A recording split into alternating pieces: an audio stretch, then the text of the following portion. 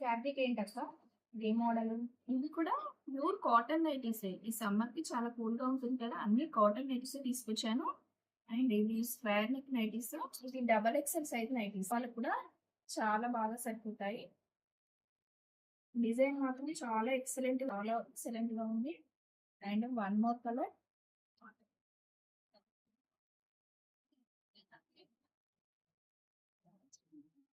Next one more ash colour. Designs కూడా చాలా నైస్‌గా ఉన్నాయి.